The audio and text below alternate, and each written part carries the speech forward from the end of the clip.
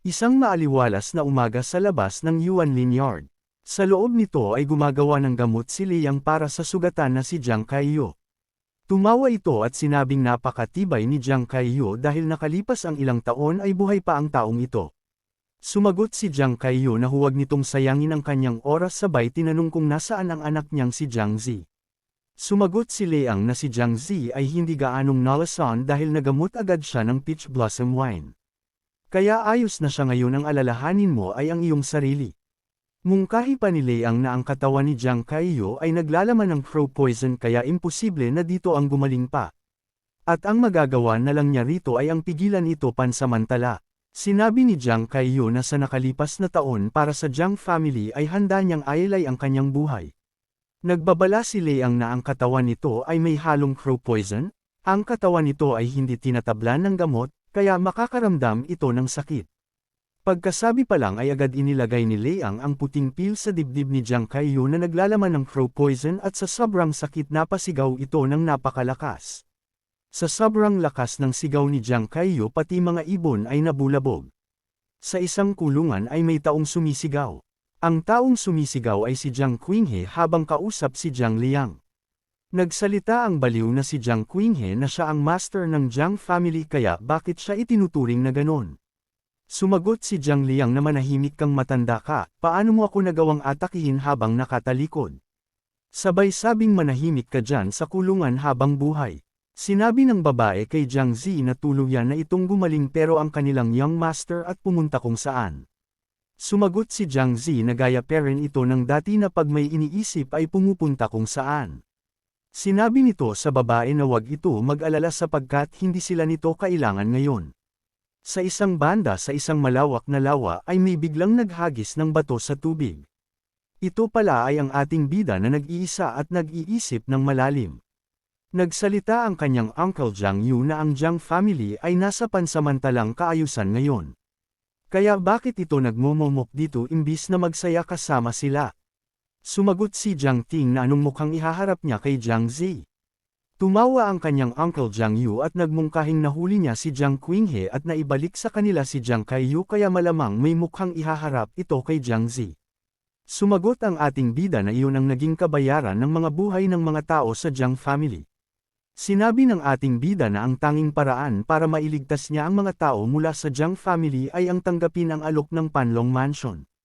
Sabi pa ng ating bida na napakahina niya, sabay nagtanong kung nararapat ba siya sa tiwala nila. Hindi na lang nakapagsalita ang kanyang uncle Jiang Yu. Salaysay pa ni Jiang Ting na ibabalik niya sa kaayusan ng Jiang family pero hindi niya kayang protektahan ang mga tao rito. Tiningnan ni Jiang Ting ang kanya sarili sa tubig sabay sabing hindi siya karapat-dapat maging young master ng Jiang family. Maya-maya biglang may naghagis ng bato sa tubig sabay na talsikan ng tubig ang mukha ng ating bida. Ito pala ay si Liu Munan na kangiting sinabi na sa wakas nakita niya na rin ang ating bida. Sinabi ng ating bida na bakit ito naririto. Nagsalita si Liu Munan na hindi pa kumakain si Jiang Ting kaya nagdala siya rito ng makakain. Biglang nagpalabas ng lighting sword ang ating bida sabay itinutok sa leeg ni Liu Munan. Sinabi ng ating bida na si Liu Munan ay ipinadala ng Panlong Mansion para pagsilbihan siya. Nagtanong ang ating bida kung may iba pa bang intensyon ang Panlong Mansion. Sinabi ni Jiang Ting kay Liu Munan na iniligtas nito ang kanyang Jiang family kahapon kaya wala siyang dahilan para kalabanin ito. Sabay inutusan ng ating bida si Liu Munan na umalis na ito. Sinasabing muli ni Liu Munan sa ating bida na maaari siya nitong patayin, wala siyang sasabihing salita. Sinabi pa nito na hanggang sa umayos na ang mood ng ating bida ay mananatili siya sa tabi nito. Pagkatapos bigla yumupo ang dalaga sa tabi ng ating bida. Natulala na lang ang ating bida sa ginawa ni Liu Munan. Namula ang dalawa at nagkahiyaan. Binuksan ng dalaga ang dala nitong may lamang makakain habang sinasabi na mula nang nagkasama sila sa Ice Forest ay hindi na nawala si Jiang Ting sa kanyang isipan na magkikita silang muli. Sinabi pa nito na ayaw niyang sabihin ang mga mahihirap na kanyang naranasan sa Panlong Mansion. Sinabi pa ng dalaga na hindi niya alam kung ano ang Panlong Mansion. At sinabi na ang tangi niyang hiling ay huwag saktan ang ating bida ng mga ito. Kumuha ng tinapay ang dalaga sabay isinubo sa ating bida, sana all na lang Jiang Ting sinusubuan hihihi. Ayon pa dito na ngayong alam na ng ating bida ang kanyang pagkakakilanlan ay hindi siya umaasa na pagkakatiwalaan siya ng ating bida at ang tangi lang nitong hiling ay ang manatili sa tabi nito. Sabi ng namumulang dalaga na sana ay matulungan niya ang ating bida kahit na hindi mahalagang bagay ang gagawin. Dahil sa kailaliman ng kanyang puso ay ang ating bida lang ang nag-iisang tagapagligtas na magliligtas sa mga tao. Umiling ang ating bida at sinabing hindi siya iyon. Nasugatan sila at ang iba ay namatay. Nabigo siyang protektahan sila, kasalanan niya ang lahat. Dugtong pa ni Jiang Ting na hindi siya malakas kaya hindi siya ganoon tulad ng iniisip ni Liu Munan. Lumapit ang dalaga sabay hinawakan sa noo ang ating bida at sinabing wag laging nakasimangot at huwag pahirapan ang sarili. Ayon sa dalaga na alam niya na sinusubukan lang ng ating bida na gawin ang kanyang makakaya. At napakabuti nito dahil tinanggap nito ang imbitasyon ng Panlong Mansion para sa nakararami. Natauhan si Jiang Ting sa sinabi ng dalaga at napagtanto na hindi siya nag-iisa sapagkat nakasuporta sa kanya ang kanyang mga kaibigan at kapamilya. Ngumiti si Liu Munan sabay iniabot ang kanyang kamay at inakit na ang ating para umuwi sa kanyang mga kasama. Sumama na ang ating bida at tuluyan na silang umuwi. Habang naglalakad pa uwi si Jiang Ting at Liu Munan ay may patagang sumusubaybay sa mga kilos ng dalawa. Ang sumusubaybay pala sa kanila ay ang manager mula sa Panlong Mansion kasama ang mga lalaking nakatalukbong. Nagtanong ang manager sa kausap nitong si Yao Yuan na kung bakit nito ipinapakita sa kanya ang bagay na ito. Nagbigay galang si Yao Yuan sa manager at nag-report na si Liu Munan ay sinabi ang lahat kay Jiang Ting. At ang babaeng ito ay hindi na magagamit ng Panlong Mansion. Sinabi pa nito na ang babaeng iyon walang ginagawang maayos at ang bagay na iyon ay responsibilidad na ng Yao family kaya hayaan na sana ng manager na siya na ang umasikaso sa babaeng iyon. Tinanong ng manager si Zhang Tianlong kung ano sa tingin nito ang bagay na ito. Sumagot ang isang nakatalukbong na si Zhang Tianlong na natatakot siya na ginagawa ni Yao Yuan ang bagay na ito para sa kanyang personal na layunin. Hindi naman nagustuhan ni Yao Yuan ang sinabi ni Zhang Tianlong. Sinabi ni Zhang Tianlong na nagkamali ang kanyang ama ngunit ang katapatan ng Zhang family ay hindi kailanman nagbago. Sumagot ang manager ng mabuti at kayong dalawa ay parihong tapat, kaya ipapadala ko kong dalawa para samahan si Jiang Ting dito sa Panlong Mansion. Agad namang sumangayon ang dalawa. Habang pinapanood ng manager ang dalawa habang nagtatawanan ay nagsalita ito na tumawa lang si Jiang Ting dahil ito ay simula pa lang. Nang makarating na ang dalawa sa labas ng conference room ng Jiang family. Tumigil si Liu Munan at sinabing taga Panlong Mansion siya kaya mag-aantay na lang siya sa labas dahil baka makagulo pa siya sa usapan ng pamilya. Pahabol pa ng dalaga na ang ating bida ang pinakamagaling kaya lumakad na ito. Nagpasalamat si Jiang Ting sa sinabi ni Liu Munan. Nang makapasok na ang ating bida sa loob agad niyang binati ang kayang Uncle Jiang Kaiyu at sinabing nakabalik na siya. Napalingon ang baliw na si Jiang Qinghe sa pagdating ni Jiang Ting. Nagsalita si Jiang Zi at sinabi sa ating bida na lumapit ito. Nang mungkahi si Jiang Kaiyu na ngayong naririto na ang Young Master ay oras na para pag-usapan ang bagay na ito. Nagsalita si Jiang Qinghe sa ating bida na ayon dito ang katapatan nito at kabutihan ay panandalian lamang dahil sa huli susunod pa rin ito sa Panlong Mansion gaya niya. Ayon pa kay Jiang Qinghe na hindi niya nauunawaan kung bakit nakikipaglaro ang ating bida sa Panlong Mansion. Kaya bakit raw nararapat ito para husgahan siya. Nagsalita ang ating bida na lahat ng taga Jiang family ay maaaring magtanong kung ano ang kanyang ginawa. Maliban kay Jiang Qinghe, sabay sipa sa ulo ng baliw na ito. Sabi ni Jiang Ting na dahil dito ay muntik ng mawasak ang Jiang family.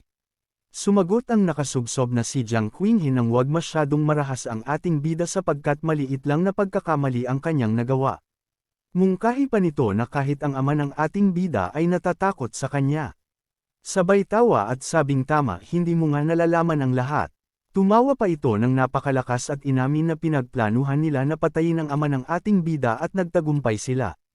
Sobrang nagulat ang ating bida sa kanyang nalaman, galit na galit nitong hinayla ang baliw na si Jiang Qinghe at sinabing kung ano ang mga pinagsasabi. Nagsalita muli ang baliw na Jiang Qinghe ayon dito na humingi siya ng tulong sa Panlong Mansion at hitati ang Jiang family at ang naging bunga ay pagkamatay ng magkabilang partido. Pagmamalaki pa nito na kapag naiisip niya ang bagay na iyon at masaya siya dahil natalo niya si Jiang Kaifeng. Biglang nagsalita si Jiang Kaiyo at sinabing masyado ng madaming sinasabi si Jiang Qinghe tungkol sa sarili nito. Inamin ni Jiang Kaiyo na namatay ang ama ng ating bida sa sarili nitong kagustuhan. Nagulat muli ang ating bida at napatanong na namatay ang kanyang ama ng voluntaryo. Kumawala si Jiang Qinghe at sinabi kay Jiang Kaiyo na huwag nitong sabihin iyon dahil si Jiang Kaifeng ay nasa tugatog niya noon kaya paano nitong nagawang hanapin ang kanyang kamatayan. Sumagot si Jiang Kaiyo na ang mga taong may makikitid na utak gaya mo ay hindi mauunawaan ang lakas ni Jiang Kaifeng at katangian nito. Kwento nito na sa mata ng nakararami si Jiang Kaifeng ay parihong napakalakas at may military skills. Pinamunuan nito ang Jiang family ng may pagpapala. Ang Panlong Mansion ay masyadong nahumaling sa pinakamalakas na kapangyarihan. Pinalaganap ang kanilang lakas at kumalat ito hanggang sa malalaking pamilya. Ayon kay Jiang Kaiyo na para makawala sa kulungang ito kinailangan nilang magplano sa mahabang panahon. Hanggang sa isilang si Jiang Ting ay nagkaroon sila ng liwanag ng pag-asa. Kaya si Jiang Kaifeng ay voluntaryong tinanggap ang imbitasyon ng Panlong Mansion. Kahit na masisira ang reputasyon nito para lang maibalik sa Jiang family ang Brahma Dragon Fist. Ang una ay napinsala ang blood vein ni Kaifeng, bago pa ito mamatay sinabi nito na aralin ni Jiang Ting ang Brahma Dragon Fist.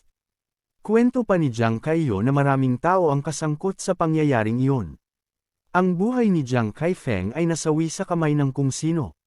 Sa pangyayaring iyon hindi na pinunterya ng Panlong Mansion ang kanilang Jiang family. Paliwanag pa ni Jiang Kaiyo na ang kanyang katawan ay nalasan ng crow poison at nanatili siya sa bilangguan. Para balang araw ang ating bida ang mamuno sa kanilang Jiang family. Ayon pa dito na ang kanilang plano ay nagtagumpay dahil sa pagtataksil ni Jiang Qinghe, habang ang dalawa ay tahimik na nakikinig. Humingi ng tawad si Jiang Kaiyo sa ating bida sapagkat ayon dito ay wala na itong pagpipilian pa at nagdusa ito ng ilang taon. Sabi pa nito na hindi siya umaasa na mapatawad pa siya ng ating bida. Pero nakuha ng ating bida ang ating sayon ng Panlong Mansion. Dagdag pa nito na ang ating bida ang kanilang young master kaya ayaw niyang sapitin din ng ating bida ang sinapit ng kanyang ama. Kaya habang gusto ng ating bida na protektahan ang Jiang family ay ang posisyon ng pagiging pinuno ay laging nakahanda para sa kanya. Natulala ang ating bida at napakumkam ng kamao. Humingi ng tawad ang ating bida sa kanyang uncle Jiang Kaiyo sapagkat atras muna siya sa pagiging young master sa ngayon. Bakas sa mukha ng lahat ang pagkagulat sa sinabi ni Jiang Ting. Ayon sa ating bida na hindi niya mapapantayan ang mga nagawa ng kanyang ama para maglingkod sa Jiang family. Kaya hindi siya karapat-dapat na maging young master. Nagpapasalamat ang ating bida ngunit ang kanyang pagkamuhi sa pagkamatay ng kanyang ama at mananatili. Paliwanag ng ating bida na tinanggap niya ang imbitasyon ng Panlong Mansion para sa kanyang personal na dahilan at wala itong kaugnayan sa kanilang pamilya. Hindi niya alam kung ano ang mangyayari sa hinaharap pero ipinangangako niya na hindi siya mamamatay. Pahabol ng ating bida na kapag lumakas siya balang araw ay babalik siya para pamunuan ang pamilyang ito. Walang nagawa si Jiang Kaiyo kundi tumingin sa papaalis nating bida. Sa loob ng kagubatan sa Fire Ice Forest ay may mga halimaw na tumatakbo dahil sa apoy, ito pala ay ang ating bida na pumapatay ng daang-daang halimaw ng walang awa. Sinabi ng ating bida sa kanyang uncle Jiang Yu na pumatay na siya ng daang-daang halimaw na nasa 8 stages pero hindi pera niya makontrol ang kanyang blood vein ayon sa kanyang kagustuhan. At ang kanyang blood vein ay hindi man lang umunlad, napatanong na lang sa kanyang isip si Jiang Yu na kung mali ang kanyang paraan ng pagtuturo.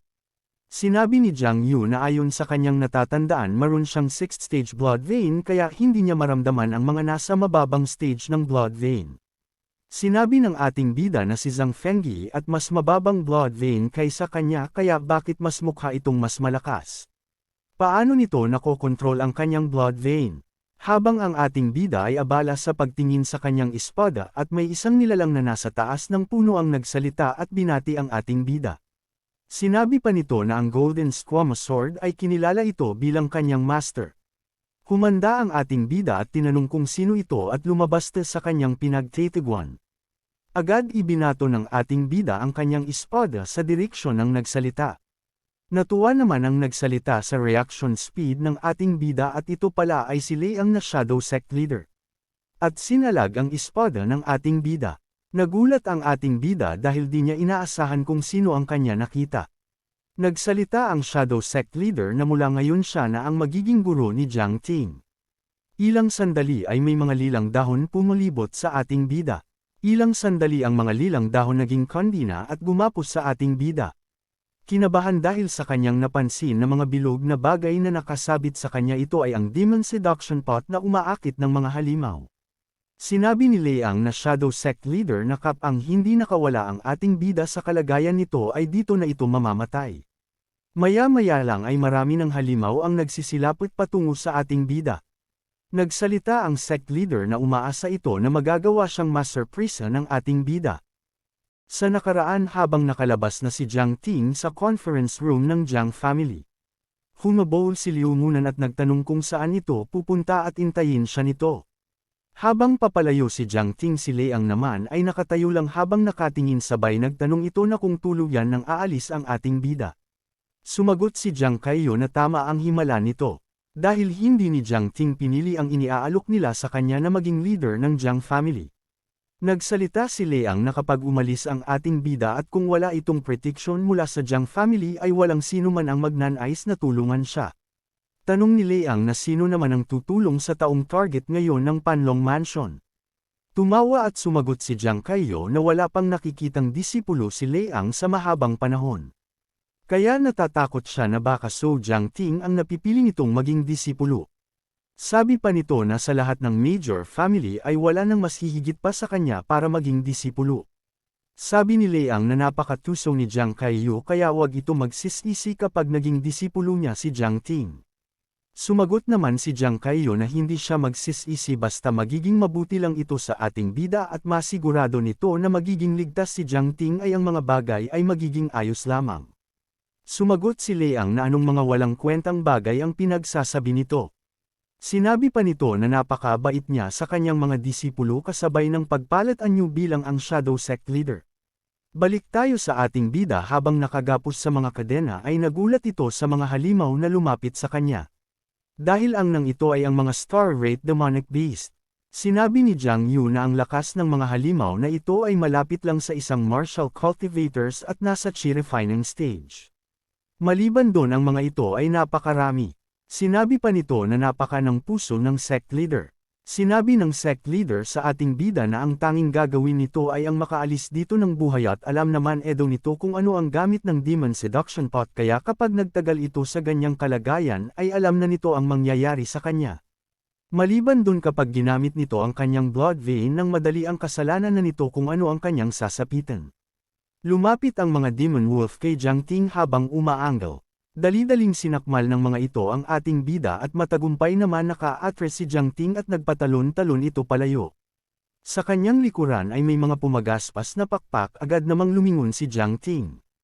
Paglingon niya ay bumungad sa ating bida ang lumilipad na mga halimaw. At agad siyang inatake ng mga ito ng kanilang matutulis na balahibo. Naisip ng ating bida habang tumatakbo na maswerte siya dahil mga 9-star monster lang ang mga ito at kayang-kaya niyang talunin ang mga ito basta makaalis siya sa mga kaden ang nakagapos sa kanya. Sinabi ng Sect Leader na hindi niya hahayaan na tatakbo na lang ang ating bida kaya inatake siya nito ng kanyang lilang kapangyarihan. Tinamaan si Jiang Ting sa kanyang isang hita kaya napahinto siya at tinamaan ng matutulis na balahibo ng mga lumilipad na halimaw. Nagsalita ang ating bida sa Sect Leader na napaka-walang puso nito. Sumagot ang kanyang master na mas malalakas pa ang mga taga Panlong Mansion sa mga halimaw na ito. Kaya pupunta pa ba ito, tanong ng kanyang master, sabay sabi na kausapin muna ang ating bida ay ang mga halimaw na umaatake sa kanya. Agad hamarang kay Jiang Ting ang napakalaking halimaw na uso. Akma siya nitong aatakihin ng matutulis nitong kuko. Sinabayan naman ito ng ating bida at pinalabas ang kanyang Flame Serpent. Agad siyang inatake ng malaking uso kaya napatilapon si Jiang Ting sa malayo. Habang tumitilapon ay naisip ng ating bida na pinipigilan ng kadina na lumabas ang kanyang blood vein. Sa lakas ng atake na tinamo ni Jiang Ting ay tumilapon ito sa kakahuyan ng napakalayo sabay tumama sa malaking puno. Lumapit ang Sect Leader na kanyang master sabay tinanong kung hanggang kailan ito magpapanggap. Sinabi pa nito na napalabas ng ating bida ang kanyang 7th stage blood vein sa murang edad kaya nakakainggit ito. pero mayroon itong demon seduction pot sa kanyang katawan. Sinabi pa nito sa ating bida na ano ang nagbago sa pag-alis niya sa Jiang family. Sa sitwasyon nito ay wala namang nagbago, mahina pa rin ito. Kaya pinapili ng kanyang master si Jiang Ting na kontrolin nito ang kanyang blood vein para matanggal ang kadena sa katawan nito at patunayan ang kanyang sarili o hayaang mawala ang kanyang blood vein at tulugyang iwanan ang lahat. Tumayo ang ating bida habang nag-aalala ang kanyang Uncle Jiang at sinabi nito na napakahina nito na kahit siya ay di nagtitiwala sa kanya. Sabay nagtanong ang ating bida na ang mahalaga lang daw ba ay ang kanyang blood vein. Itinuring ng ating bida na si Zhang Fengyi ang halimaw na lumilipad at ang manager ang halimaw na uso. Sabay nagpalabas si Jiang Ting ng malakas niyang oras sa katawan. Nagulat ang kanyang master at ang kanyang Uncle Jiang Kaiyo dahil tuluyan nang nakawala sa kadena ang ating bida. Pinulot ni Jiang Ting ang Kaden ang may nakakabit na demon seduction pot sabay ginawang sandata. Sumugod ang isang halimaw sa ating bida sabay human heal ng napakalakas sabay sakmal kay Jiang Ting. Tumalon ng mataas ang ating bida sabay isinabot ang kadena sa bibig ng halimaw tapos bumagsak sa likod ng halimay at sinakyan ito. Agad nagsisugod ang mga halimaw sa ating bida habang nakasakay sa isang halimaw. Agad pinatakbo ng ating bida ang sinasakyan niyang halimaw patda na kailangan niyang talunin ang pinakamalakas na kalaban. Napagtanto ng sect leader na ang blood vein ni Jiang Ting na nawala ay biglang bumalik. Napagtanto pa nito na hindi intensyon ng ating bida na paglaban-labanin ang mga halimaw kundi patayin silang lahat. Ilang sandali lang nagkaroon ng mga slash na dugo sa mga halimaw at human heal ang mga ito sa sakit. Sabay nagroon ng napakalakas na pagsabog sa kagubatan. Matagumpay na natalo ni Jiang Ting ang mga halimaw na kanyang kinalaban. Napasabi na lang ang kanyang master na matapos mawala ng blood vein ng ating bida ay bumalik ito ng mas malakas pa at napatanong ito kung iyon ba daw ay apoy na ahas. Lumapit ang kanyang master at sinabing maliit na halimaw ang ating bida. Sumagot ang ating bida na kung karapat-dapat itong turuan siya ay turuan siya nito ng totoong mga skills at wag nang magsalita pa ng mga walang kwentang bagay. Pumayag ang kanyang master pero sinabi sa ating bida na tigilan ang kay-abangan nito sapagkat sa kanya nakaton ang mata ng Panlong Mansion at maraming pang mga combat na pagsasanay ang naghihintay sa ating bida. Sabay sabing ang kalaban ng ating bida ay nandito sa kagubatan. Inutos ng kanyang master na ang envoy ng Panlong Mansion ay narito at kailangan nitong labanan ang mga ito. Agad namang nagtungo ang mga ito sa mga kalaban. Sa isang banda ng kagubatan si Liu Munan ay kasalukuyang hinahanap ang ating bida subalit hindi niya matagpuan. Sumisigaw ito habang tinatanong kung nasaan ang ating bida. Sa likod ni Liu Munan ay may nagsalita mula sa itim na portal na napaka-cute ng boses si Liu Munan habang tinatawag ang pangalan ni Jiang Ting. Agad kumapit kay Liu Munan ang itim na nilalang. Nakilala naman ito ni Liu Munan at tinawag itong Young Master. Tinanong siya ng itim ng nilalang kung nasaan si Jiang Ting. Sa nakaraang video natapos tayo noong may dumakip kay Liu Munan at tinanong dito kung nasaan si Jiang Ting. Tumawa ang lalaki habang tinatanong kay Liu Munan kung natutuwa ito na makita siya kaya ito nagpupumiglas. Sinabi ng lalaki kay Liu Munan na huwag umasta na babaeng in love sabay tanong kung nakalimutan na nito ang kanyang mission. Tanong muli ng lalaki kung nasaan si Jiang Ting. Sumagot si Liu Munan habang umiiyak na hindi niya alam kung nasaan ang ating bida. Nagpaalala ang lalaking nakatalukbong kay Liu Munan na kahit wala ito sa Panlong Mansion ay hindi pa rin ito ligtas dahil kapag hindi na ito kailangan ng Panlong Mansion ay ibabalik ito sa Yao family. Sabay sabing may mga usapin pa tayong pampamilya na kailangan lutisin. Nagsalita si Zhang Tianlong kay Yao Yuan na kung hindi nito kayang saktan ang kanyang kapatid ay siya na ang gagawa. Galit na sumagot si Yao Yuan at nagtanong kung tinatakot siya nito. At sinabing bantay lang ito ng low order kaya umalis na ito kung ayaw na turuan ng aral ni Yao Yuan. Sumagot si Zhang Tianlong na wala siyang interest sa usaping pampamilya ng mga ito. Nagmungkahi pa si Yao Yuan na hindi masasaktan ni Zhang Tianlong si Liu Munan. Salaysay ni Yao Yuan na ang babaeng ito ay mahalagang kayamanan na pinagpunan ng maraming effort para lang makapag-cultivate ng maayos. Habang umiiyak sinabi ni Liu Munan sa kanyang isip na umalis na si Jiang Ting dahil ayos lang ang lahat at wag nitong hahayaan na makita ng mga taong ito. Sa isang banda biglang may nagsalita at sinabing ang mahalagang kay Amon na iyan ay sakin na. Dahil ibinigay na siya sakin ng chief manager ng Panlong Mansion. Nagulat na lang sila sa kanilang nakita. Yun pala ay ang ating bida na kumpiyansang lumalakad palapit sa kanilang Derek Sion. Sinabi ni Liu muna na tumakbo na ang ating bida. Tumawa si Yao Yuan at nagsalita ng ang lamang naman ng magkasintanan na ito. Sinabi pa ni Yao Yuan kay Liu muna na ang ating bida mismo ang naghatid sa kanyang kamatayan. Sinabi ng ating bida na dumating na siya para kay Liu Munan. Sumigaw ang dalaga na wag lumapit ang ating bida at nagmakaawa pa ito na umalis na lang ito. Tinanong ni Yao Yuan si Liu Munan kung naghahanap na ba ito ng kanyang kamatayan dahil imbis na dalahin si Jiang Ting sa Panlong Mansion ay pinapaalis pa nito sabay minura si Liu Munan. Sabi ni Yao Yuan sa ating bida na mas mabuti pang sumama na lang ito sa kanya patungo sa Panlong Mansion dahil siya ang Minza-hero na ipinadala ng Panlong Mansion para samahan ito. Sumagot ang ating bida na napakaingay nito at hindi niya alam kung anong pinagsasabi ng taong ito. Biglang sumugod ang ating bida ng napakabilis habang may apos sa kanyang kamay. Nagulat na lang si Yao Yuan sa bilis ng ating bida. Nang tumama ang suntok ni Jiang Ting ay tumilapon si Yao Yuan at sumadsad sa lupa.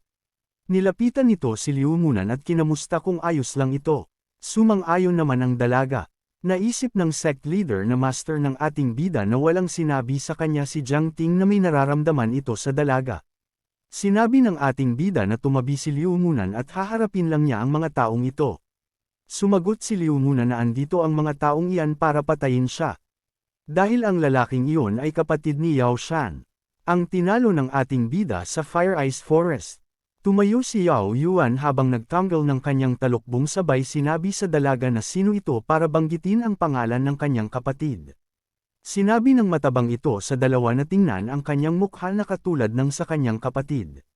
Sabay tanong kung nakakaramdam ang mga ito ng konsensya nang makita siya ng mga ito. Nagtanong ang ating bida na kung sino si Yao Shan. Nagalit ng sobra si Yao Yuan dahil hindi man lang nito naalala ang kanyang kapatid na hinayaan ng mga ito na kainin ng mga halimaw sa kagubatan. Nagitim ang mga mata sa galit sa ating bida. Pinalabas nito ang maitim nitong blood vein na may mukhang bungo na patungo sa ating bida. Itinulak ni Jiang Ting ang dalaga sa kanyang master habang hinarap ang itim na blood vein ni Yao Yuan na takot ang dalaga habang sinabi ng sect leader na manatili ito sa kanyang tabi. Sa mabilis na pangyayari ang ating bida ay matagumpay na nahigop ng itim na blood vein ni Yao Yuan. Ang blood vein ni Yao Yuan ay tinatawag na 7th stage of writing brush vein. Umiyak ang dalaga at tangkang tatakbo patungo sa ating bida, pero agad siyang napigilan ng sect leader. Mungkahi ng babae na ang ink ni Yao Yuan ay nakakakontaminate ng katawan at isipan, kapag hindi nakaalis agad si Jiang Ting sa ink na iyon sa tamang oras ay mamamatay siya. Sinabi ng sect leader na alam niya at kailangan harapin iyon ng ating bida ng mag-isa. Mungkahi pa nito na ngayong pinili ni Jiang Ting na kalabanin ang Panlong Mansion ay kailangan niyang humarap sa maraming pagsubok at kapag nalampasan ni Jiang Ting ang pagsubok na ito siya ay mas lalakas. Maya-maya pa ang ating bida ay matagumpay na nakalabas sa Ocean Ink sa tamang oras. Nagtanong si Yao Yuan sa ating bida na kung ano ang pakiramdam na malubog sa kanyang Ink Ocean. Sinabi pa nito na sino ang ating bida para hindi akuan ang pagkamatay ng kanyang kapatid sa Fire Ice Forest. Kaya siguraduhin niya sa ating bida na maaalala nito ang kanyang kapatid habang buhay. Habang ang paningin ni Jiang Ting ay unti-unting nanlalabo, napahawak na lang sa kanyang mata si Jiang Ting at napagtanto na binulag siya ng ink na iyon. Nasiyahan ang matabang Yao Yuan habang sinasabi na gumagana na. At sinabi sa ating bida na hindi sapat ang kamatayan nito. Kaya pahihirapan muna niya ito bago patayin. Sabi ni Yao Yuan na siguraduhin niya magderusa ang ating bida bago mamatay. Naalala ni Jiang Ting ang kanyang pagsesenay mula sa kanyang master sabay na isip niya na kapag hindi siya nakawala epekto ng ink na ito ay hindi niya malalabanan ang mga taga Panlong Mansion. Itinutok ni Yao Yuan ang kanyang ink brush sabay nagpalabas ng mga tintang Reno na agad sumugad ang mga ito sa ating bida. Nagpahayag si Yao Yuan na ang misyon niya ay ihatid si Jiang Ting sa Panlong Mansion pero wala namang sinabi na buhay ito o patay. Nang malapit na sa ating bida ang mga Reno ay agad niyang ini-activate ang kanya blood vein na flame serpent at walang kahirap-hirap na winasak ang mga ito. Nagulat si Yao Yuan sapagkat hindi niya inaasahan na mangyayari iyon. Sinabihan ni Jiang Ting ang kanyang kalaban na masayang bagay ang kanilang laruin. Tumawa si Yao Yuan sapagkat nakita niya na pinagpira-piraso ng ating bida ang Flame Serpent Blood Vein nito at ayon dito ay ikakamatay ng ating bida ang kanyang ginawa. Sabi ng ating bida kay Yao Yuan na ang kapatid nito ay gumamit ng Demon Seduction Pot sabay nagtago sa likod ng babae sa katumakbo. Nagulat si Yao Yuan sa kanyang narinig. Mungkahi ni Jiang Ting sa kanyang kalaban na ang kapatid nito ay duwag ang ginagawa lang nito ay magtago kaya mas lamang pa si Yao Yuan sa kanyang kapatid. Kasabay ng pagbuhay muli ng ating bida sa kanyang blood vein. Pinalutang niya ito sa mga maliliit na piraso. Napaisip si Yao Yuan kung ano ang mga bagay na ito at nagtaka kung ang nawalang blood vein ay nabubuhay muli. Sinabi ng ating bida na wala ka nang pupuntahan pa kaya mamatay ka na. Agad niyang ipinang-atake ang mga blood bullet niya at matagumpay na tumagos sa buong katawan ni Yao Yuan ang ataking iyon. Habang si Yao Yuan ay napasigaw sa sakit. Pagkatapos napaluhod sa kanyang ink vein habang may lumalabas na mga tinta sa katawan nito. Nag-alala ang ating bida sa kanyang napansin na parang may hindi tama. Nasabi ni Liu muna na panalo na si Jiang Ting. Nagsalita ang sect leader na sandali dahil hindi pa tapos ang laban. Ayon na sect leader na bulag ang ating bida sapagkat hindi niya napuruhan ang kanyang kalaban. Salaysay pa nito na si Yao Yuan ay taga Panlong Mansion at hindi ito hanggal para saluhin lang ang mga atake habang nakatayo. Sumigaw si Liu Munan sa ating Taida at binalaan ang ating bida na hindi umubra ang kanyang atake. Napatanong na lang ang ating bida sa kanyang isip na kung bakit hindi umipekto ang kanyang atake. Tumayo si Yao Yuan at naglabas ng Black Evil Fulo habang sinasabi nito sa ating bida na siya ang hari ng Ink Ocean at alam niya ang bawat pag-atake ng ating bida. Sabay sabing maglaro pa tayo. Pinaliwanag ni Yao Yuan na lahat ng agent ng Panlong Mansion ay binibigyan ng Black Evil Fulo sa kada mission. Ayon pa dito na kahit ang lahat ng klase ng Black Evil Fulo at may iba't ibang kakayahan ay may isa naman itong natatanging kakayahan at yun ay ang mag-absorb ng blood vein.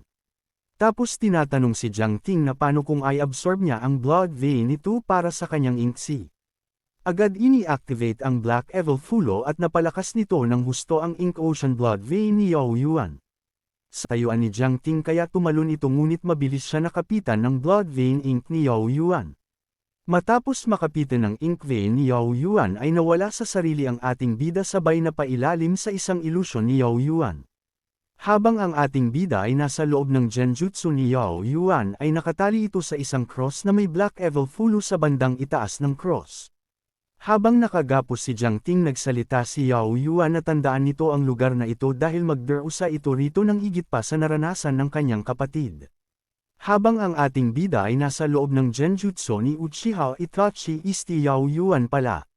Sa labas na ay kasalukuyang bihag ni Yao Yuan ang ating bida. Nagmungkahi si Liu muna na ang ataking iyon ay ang habang buhay na bangungot. At inaatake ang ating bida sa kanyang isip ng direkta. Pinalabas ni Liu muna ng kanyang blood vein bird para tulungan si Jiang Ting pero pingilan siya ng sect leader. Nagpaliwanag si Liu muna na kapag hindi nakaalis sa inkantasyon si Jiang Ting ay makukulong na ito sa ilusyon habang buhay. Kinagat ng dalaga ang kamay ng sect leader para makatakas sa pagkakahawak nito. Tumakbo agad si Liu Munan patungo sa ating bida, agad nitong ginamit ang kanyang bird vein para tulungan si Jiang Ting. Ginamit ni Liu Munan ang kanyang bird vein para kontrahin ang inkantasyon para tuluyang makawala ang ating bida sa jinjutsu ni Yao Yuan. Nagalit si Yao Yuan sa dalaga at sinabing kung nais na nitong mamatay.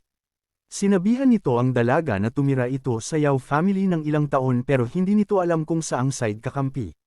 Pahabol pa nito na hindi na madyay gising pa si Jiang Ting.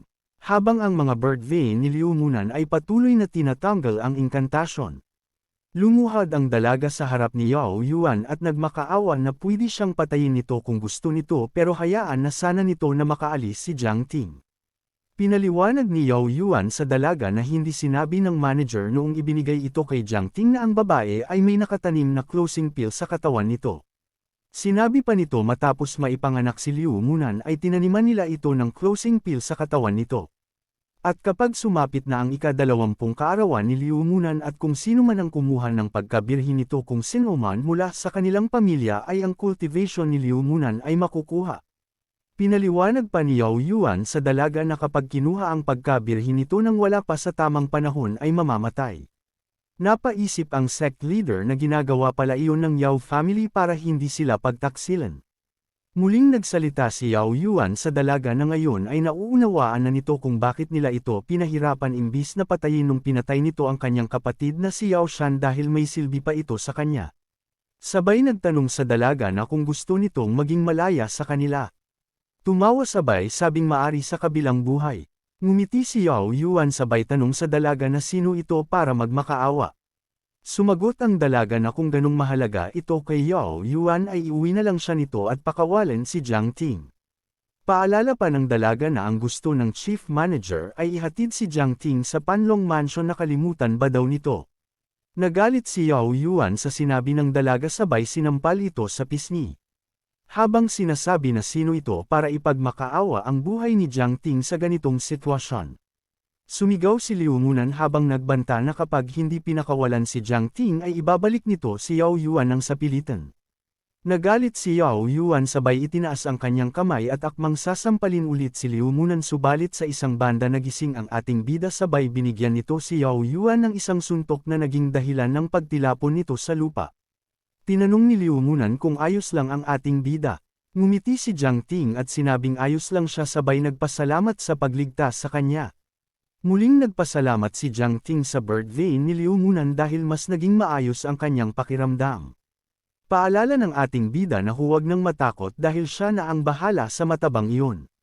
Nagalit si Yao Yuan dahil kung hindi siya ginulo ni Liu Munan ay hindi makakatakas si Jiang Ting.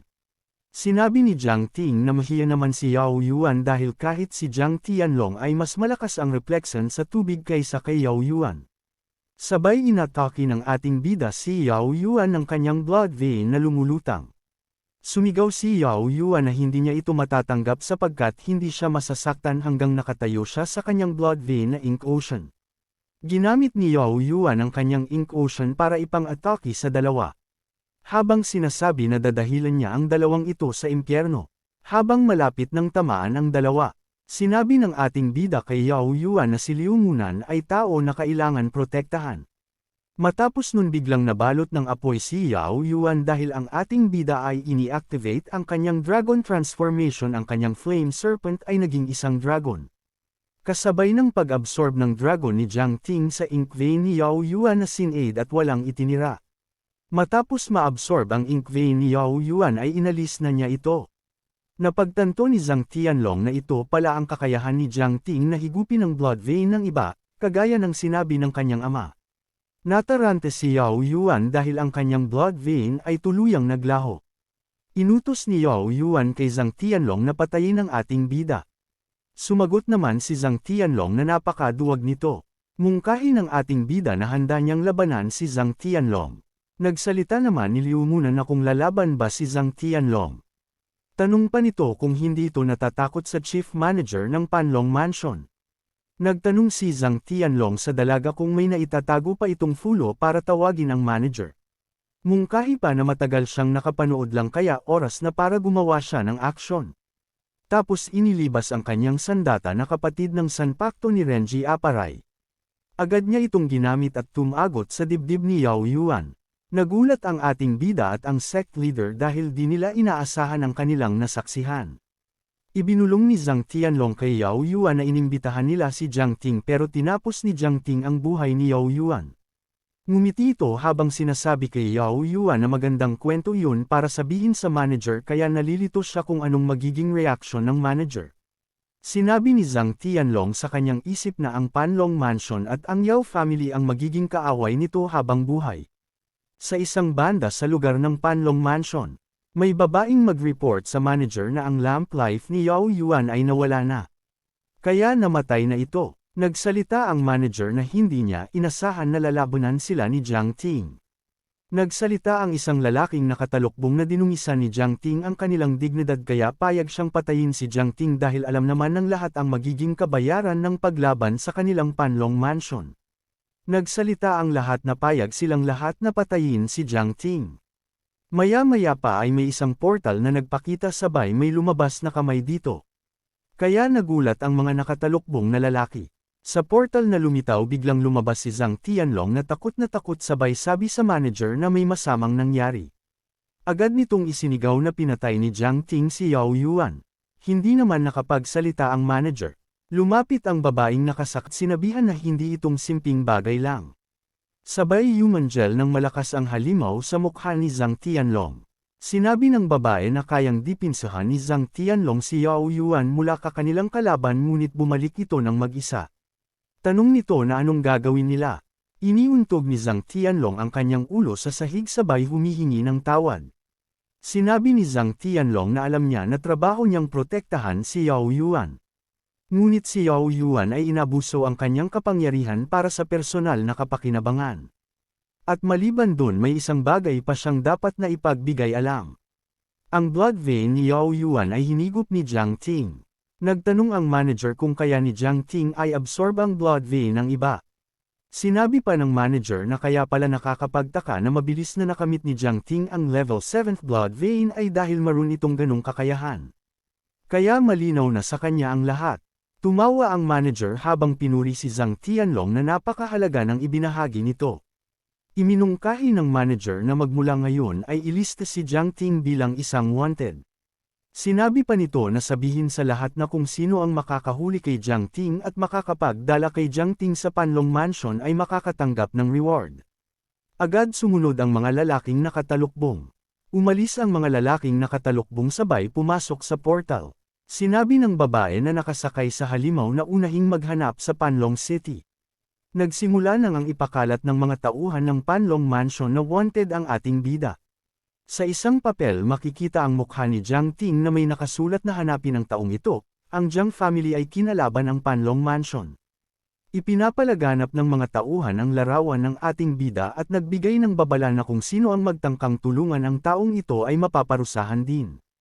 Habang naghahanap ang mga lalaking lumilipad nag-report ang isa sa kanyang pinuno na ayon sa mga nakasaksi ay nakita nila si Jiang Ting sa lugar na ito. Nag-utos ang leader na halugugan ang lugar at walang kakaligtaan. Kahit saan lugar ay may makikitang mga taong lumilipad na walang tigil na hinahanap ang ating bida. Naisip ng ating bida na napakabilis ipakalat ang wanted order niya sa loob lang ng isang gabi. Naisip ng ating bida na mahihirapan siyang makaalis dahil sa mga taong lumilipad na ito. Nakita ng isang lalaking lumilipad ang ating bida sabay itinuro agad ang lokasyon ni Jiang Ting. Agad sumugod ang mga lalaking lumilipad habang sinasabi sa ating na hindi ito makakatakas. Agad naghanda ang ating bida para harapin ang mga lalaking lumilipad. Sa pagpasok ng mga lalaking lumilipad ay nagkaroon ng kunting pagsabog dahil sa pagkawasak ng pader. Pero nang makasok na sila ay biglang nawala ang ating bida na kahit saan sila tumingin ay wala silang nakita. Sa paghahanap nila may nakita silang isang bagay. Nakakita ang isang lalaki ng mga petals ng bulaklak. Nang walang nakita ang mga lalaking lumilipad ay agad silang nagtungo sa Jiang family para doon hanapin ang ating bida. Sa nakaraang video natapos tayo kung saan umalis na ang mga lumilipad na tao patungo sa Jiang family. Matapos makaalis ng mga lumilipad na lalaki ay may lumitaw na mga petals kasabay ng paglitaw ng ating bida at nilayang na siyang nagligtas sa ating bida mula sa mga taong lumilipad. Pinaalalahanan ni Liang si Jiang Ting na ang mga taong lumilipad na iyon ay may matatalas na mga mata kaya mag-ingat ito. Humingi ng tawad ang ating bida sa muling paggambala nito kay Liang. Nainip ni Jiang Ting na ang doktor na ito itinatraro siya gaya ng sect leader na kanyang master. Maya-maya pa ay may tinawag si Liang sa isang sulok na lumabas na ito dahil sila ay ligtas na mula sa mga taong lumilipad. Nagulat ang ating bida sa kanyang nakita dahil ito ay ang kanyang uncle Jiang Kaiyo. Sinabi ni Jiang Kao na mukha namang nasa maayos na kalagayan ang ating bida. Biglang lumuhad si Jiang Ting sa kanyang uncle sabay tinanong kung bakit ito naririto dahil may mga tao na taga Panlong Mansion na hinahanap siya. Paalala pa ng ating bida na napaka mapanganib ang makipagkita sa kanya dahil huhulihin din ito ng mga taga Panlong Mansion. Inutos ng ating bida na umuwi na ito sa Jiang family sa lalo't madaling panahon. Tumawa si Liang at sinabi kay Jiang Kaiyo na kita mo hindi ko kayang baguhin ang isip niya. Nagsalita si Jiang Kaiyo at sinabing sa ating bida na sandali lang dahil may gusto lang siyang ibigay rito kaya siya naririto sabay may inilabas na isang kahon.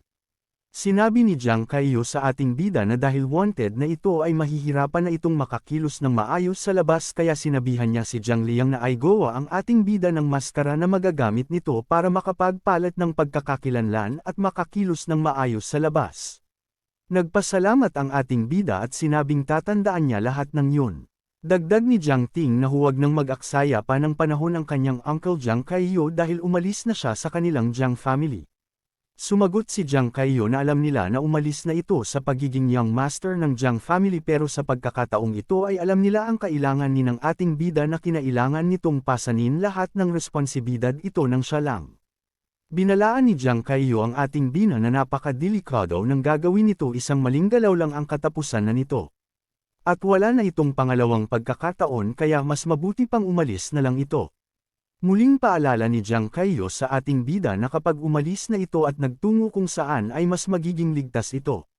Matapos makaranas ng kung ano-anong pagsubok sa labas ay babalik ito sa kanilang Jiang family ng mas malakas.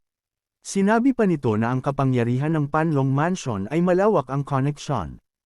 At ang isang tao lang na makakatulong rito para maging ligtas ay ang Sectmaster ng Shadow Hall. Sumagot ang ating bida na nauunawaan niya ang lahat ng iyon. Nagsalita si Leang na tama yan, makinig ka sa mga salita ng iyong uncle aking estudyante. Inisip ng ating bida na hindi pa niya tinatawag na guru si Leang pero ito ang pinakamagaling na guru na kanyang nakilala.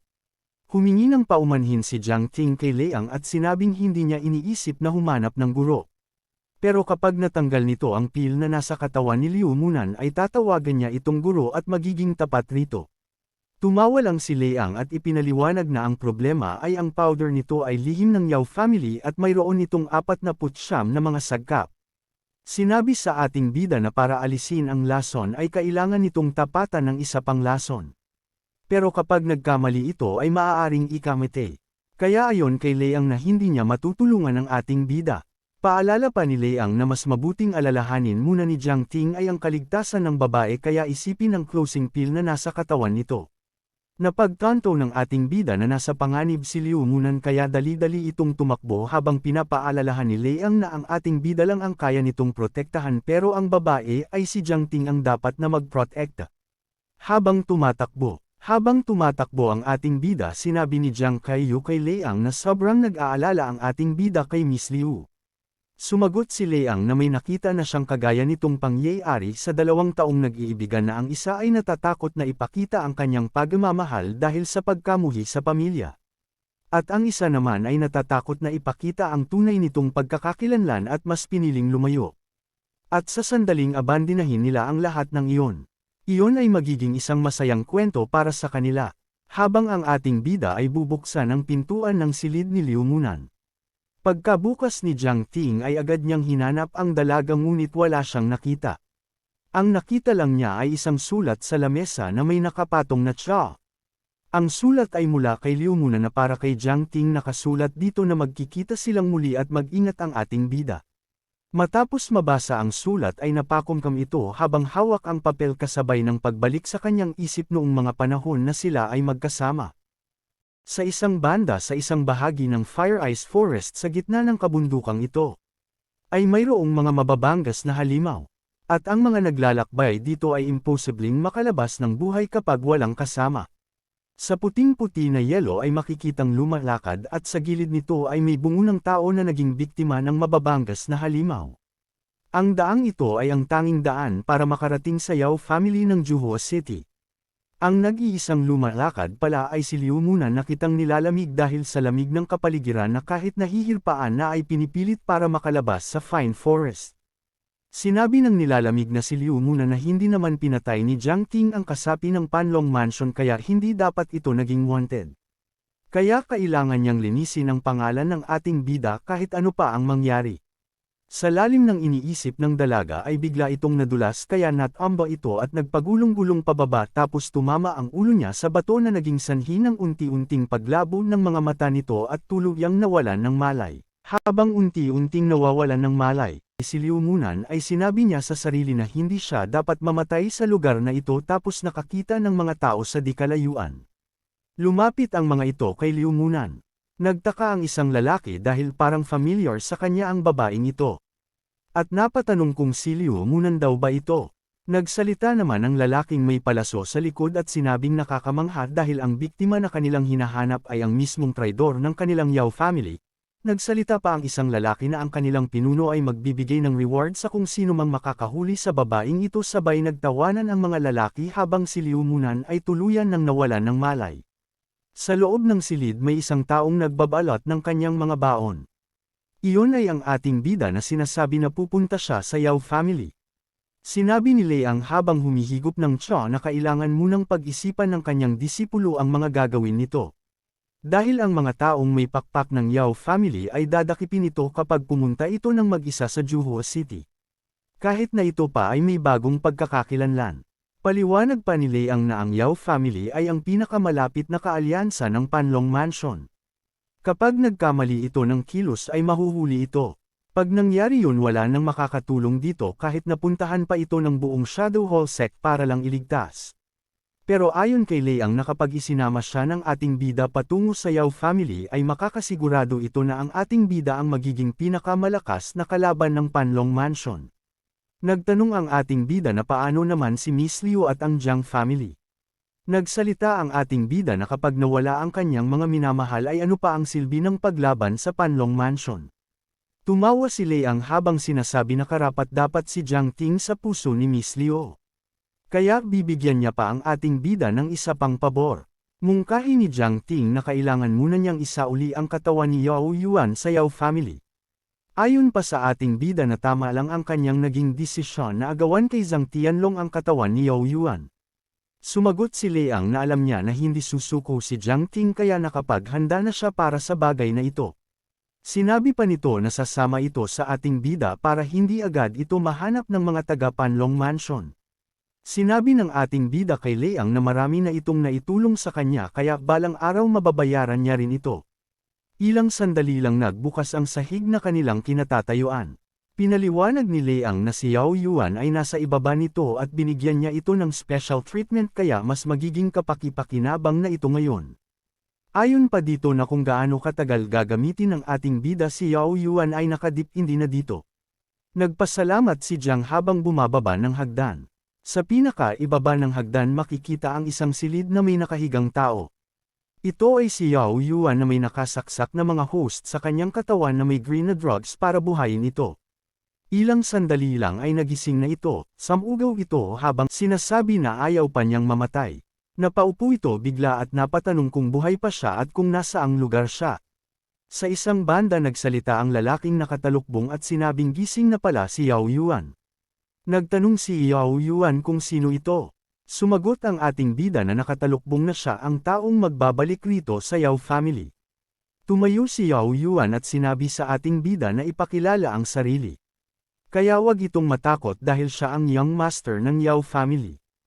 Ayon pa dito na kapag nadala siya nito ng ligtas ay babayaran niya ito ng kahit magkano. Sumagot ang si Jiang Ting na hindi niya kailangan ng pera dahil ang gusto niya ay ang formula ng closing pills. Tumawa lang naman si Yao Yuan sa kanyang narinig. Nagtanong ang ating bida na kung anong nakakatawa. Sinabi ni Yao Yuan na si Jiang Ting ang lalaking nakatalukbong at kung gusto nito na alisin ang closing pill kay Liu Munan. Sinabi ni Yao Yuan sa ating bida na pakawalan siya kundi bibigyan si Jiang Ting ng kanilang Yao family ng masalimot na kamatayan. May pinindot na buto ng ating sabay nagbukas ang daanan sabay inutusan si Yao Yuan na umalis na ito. Nagsalita si Yao Yuan at sinabi sa ating bida na matalino ito. Dahil ayaw lang nito na galitin ang Panlong Mansion. Sumagot si Jiang Ting na dahil gusto nitong umalis ay hindi niya ito pipigilan. Pagkatapos nun nagbanta ang ating bida na sa palagay ba ni Yao Yuan na makakauwi ito ng ligtas sa Yao family nito. Dahil kapag wala ang kanyang drugs ay hindi niya alam kung gaano katagal na mabubuhay si Yao Yuan. Sinabi pa ng ating bida na wala na ang bloodline ni Yao Yuan kaya kahit sino ay kaya itong patayin ng walang kahirap-hirap. Dahil sa sinabi ng ating bida ay napahinto si Yao Yuan at pinagpawisan. Paliwanag pa ni Jiang Ting na Panlong Mansion ay may mata at tainga kahit saan para hulihin si Jiang Ting, at kapag nakita ito ng mga taong iyon ay huhulihin din ito lalo na kung si Zhang Tianlong ang makakita sa kanya. Pagbabanta pa ni Jiang Ting na kapag nakita ni Zhang Tianlong si Yao Yuan ay papatayin ito agad ni Zhang Tianlong kaagad. Nang inig ng sobra at pinagpawisan si Yao Yuan sa sinabi ng ating bida. Sinabi ni Jiang Ting na maniwala ito o sa hindi ay wag nito siyang sisisihin na hindi niya ito binigyan ng babala sabay tinanggal ng ating bida ang kanyang talukbong.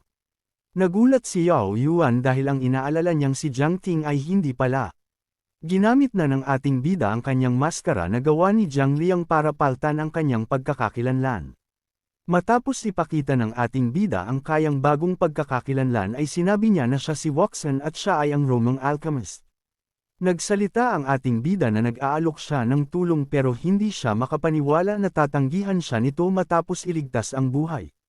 Kumilos ng napakabilis si Jiang Ting at nilampasan si Yao Yuan habang sinabi rito na tama na at hindi niya sasayangin ang kanyang oras kay Yao Yuan. At hahanap na lang siya ng ibang paraan para mahanap ang formula. Sabay sabing wala siyang pakialam sa buhay ni Yao Yuan kahit mamatay pa ito. Sabing sandali lang at mag-usap sila ulit. Sinabi ng ating bida sa kanyang isip na nabuhay itong muli dahil sa kanyang drugs ay magmula ngayon ang buhay nito ay sa kanya na. Nagmakaawa si Yao Yuan kay Waxan dahil ibibigay nito ang kahit na anong formula na mayroon ng Yao family kabilang na ang formula ng closing pills basta ay pangako lang nito na ihahatid siya nito ng buhay sa kanilang tahanan. Sa isang banda sa isang nagyayilang kapaligiran matagpuan ng Juhua City. Maya-maya pa ay may isang lalaki na naglalakad patungong tarangkahan habang iniisip na ang Juhua City ay natatakluban ng mga snow sa daang-daang taon. Kaya napaisip siya kung paano nabubuhay ang Yao family sa ganito kalamag na panahon. Ang naglalakad ay si Zhang Tianlong habang nagagalit na kung hindi dahil sa bastardong si Jiang Ting ay hindi siya pupunta sa lugar na ito. Habang papasok na si Zhang Tianlong sa pintuan ay malugod naman siyang tinanggap ng bantay at sinabing ang kanilang lord ay tinatanggap si Mr. Zhang sabay turo ng daanan. Sa loob ng isang silid ay may yumubo. Sa loob may dalawang tao na nasa harap ng puntod ng namayapa. Sinabi ng matanda sa puntod na malupit ang dalawa niyang anak dahil iniwan ng mga ito ang kanilang ama na nag-iisa. At sinabi pa na napakahirap sa kanyang matanggap na wala na ang kanyang dalawang anak sabay ubo. Nagsalita ang nag-aalalang taga-silbi at sinabi nito na alagaan ang kalusugan ng kanilang lord. Nagalit ang matanda at sinabing umalis ito sa kanyang harapan. Bago nagtanong pa kung nasaan ang katawan ng kanyang anak at kung nahuli na si Jiang Ting. Nagsalita pa na walang silbi ang mga ito. Nagbanta ang lord ng Yao family na kapag hindi nito nahanap ang bangkay ng kanyang anak ay papatayin niya ito. Maya-maya pa ay may nagbukas ng pinto sabay isinigaw ang pangalan ni Yuan kaya napalingon ang lord at ang taga-silbi. Habang nagpapanggap na umiiyak si Zhang Tianlong ay nagsalita ito na bakit siya iniwan ng kanyang brother Yuan at masyado nitong sinaktan ang kanyang puso. Sinabi pa na bakit nito kinuha ang pain na inihanda ni Jiang Ting. Lumapit si Zhang Tianlong at lumuhod sa puntod ni Yao Yuan. Biglang naglabas ng ice sword ang lord at itinutok sa leeg ni Zhang Tianlong. Sinabi ng lord na ang bastardong ito ng Zhang family ay wag nang magpanggap pa dahil sino ito para tumakas mag-isa at iwan ang kanyang anak kaya magbabayad ito sa kanya. Habang si Zhang Tianlong ay pinagpawisan. Tumayo si Zhang Tianlong at sinabing ang alitan ng Yao family at Jiang family ang pumatay kay Yao Yuan. Itinutok muli ng lord ang kanyang ice sword sa leeg ni Zhang Tianlong sabay sabing ano naman kung ganon. Sinabi ni Zhang Tianlong na ang kanyang ama at si Yao Yuan ay parihong pinatay ni Jiang Ting. Kaya pariho nilang kalaban ang taong iyon. Kaya kailangan nilang magtulungan para madakip ng mabilis si Jiang Ting. Naisip ng lord na ang lahat ng tauhan ng Panlong Mansion ay wala dahil sa paghahanap sa ating bida. Kaya wala nang tatakbuhan ang bastardong iyon kaya pag nahuli si Jiang Ting ay siya mismo ang papatay dito.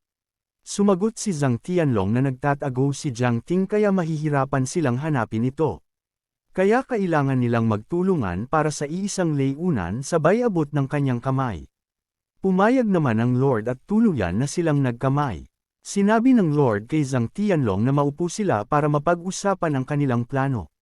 Ilang sandali biglang dumating si Liu Munan at sinabing sandali lang. Humahanggos na dumating si Liu Munan sa pintuan habang ang isang lalaki sa kanyang likod ay sinabing akala niya ay patay na ang babaeng ito dahil sa pagkabagok ng kanyang ulo at ang isang lalaki naman ay sinabing pigilan ito.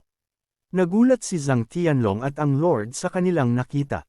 Napaisip si Zhang Tianlong na bakit naririto ang babae ito. Napatanong sa isip kung kasama nito si Jiang Ting. Nagpaliwanag ang isang lalaki na nakita nila si Liu Munan na nakahandusay sa nyebe habang nangangaso kaya dinala nila ito rito.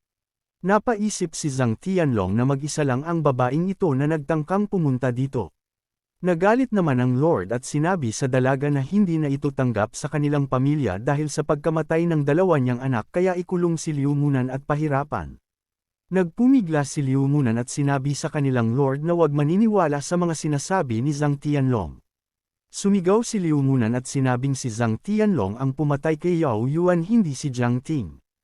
Ipinaliwanag ni Liu Munan na humingi ng tulong si Yao Yuan kay Zhang Tianlong para labanan si Jiang Ting pero imbis na tulungan nito ay sinaksak ni Zhang Tianlong si Yao Yuan sa likod nito. Laking gulat ng Lord sa kanyang narinig.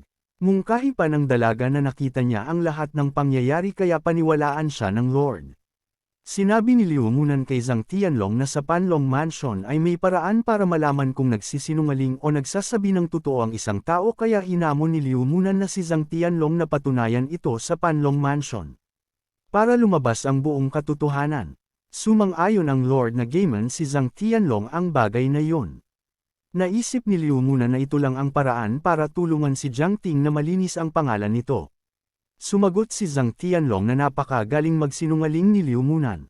Mungkahi nito na nawala ang alala nito kaya bakit nito sinasabi na inesinte si Jiang Ting. Tinanong ni Zhang Tianlong si Liu Munan kung nagigilty ba ito sa pagkamatay ng magkapatid na Yao. Sinabi ni Zhang Tianlong sa Lord na hindi sana mamamatay ang magkapatid kung naging tapat ang babaeng ito sa Yao family. Sumangayon naman ang Lord sa sinabi ni Zhang Tianlong. Napaisip si Liu Munan na naniniwala ang Lord sa mga sinasabi ng sinungaling na ito. Napaluhod na lang si Liu Munan sa lungkot na naramdaman, muling nagsalita si Liu Munan na lahat ng kanyang sinasabi ay totoo. At nagsisinungaling lang si Zhang Tianlong sa mga sinasabi nito. Sinabi ng Lord na naniniwala siya kay Zhang Tianlong. Lumapit si Zhang Tianlong sa dalaga at sinabing hindi nito kailangan ang buhay nito. Dahil ang gusto nito ay putulin ang kamay at paa nito at isabit sa labas ng Juhua City nang walang saplot. Iyon lang ang magiging paraan para lumabas si Jiang Ting. Sumangayon ang Lord at inutos sa mga kawal na nagawin ang gustong mangyari ni Zhang Tianlong.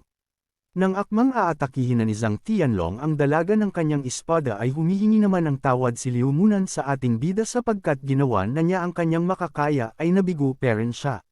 Nang malapit ng tamaan si Liu Munan at biglang may dumating kaya napahinto si Zhang Tianlong. Ang dumating pala ay ang ating bida na nakangiti sabay binigyan ng isang suntok si Zhang Tianlong na nagsanhi ng pagtilapon nito sa pader. Matapos masuntok sa mukha si Zhang Tianlong ay inasar pa ito ng ating bida at tinanong kung masakit ang mukha nito. Napatingin si Liu Munan sa nasa braso ni Wusan at naisip na iyon ang peto na ibinigay niya kay Jiang Ting kaya bakit ito suit ng lalaking ito. Nagalit ang Lord sabay inilabas ang kanyang blood vein at sinabing sino ang mga ito para saktan ang kanilang bisita. Ngumiti ang ating bida at sinabi sa Lord na ang kausapin ay ang kasama niya. Inalis ni Yao Yuan ang kanyang talukbong habang lumuluha at sinabi sa kanyang ama na si Zhang Tianlong ay tinangka siyang patayin at kung hindi siya niligtas ni Mr. Wusan Disin ay patay na siya ngayon. Natuwa ng sobra ang Lord dahil buhay ang kanyang anak. Napaisip si Zhang Tianlong kung paano ito nangyari dahil dapat ay patay na si Yao Yuan. Sinigawan ni Yao Yuan at sinabing tinangka siya nitong patayin at ngayon sinusubukan nitong sirain ang kanilang pamilya. Kaya hindi niya ito hahayaang makaalis. Tinanong ng ating bida si Liu Munan na bakit nakatitig ito sa kanya ay dahil ang magandang palabas ay nasa kanilang harapan. Ngumiti ang ating bida habang iniisip na bihirang makita na ang mga kalaban ay nilalabanan ang isa't isa.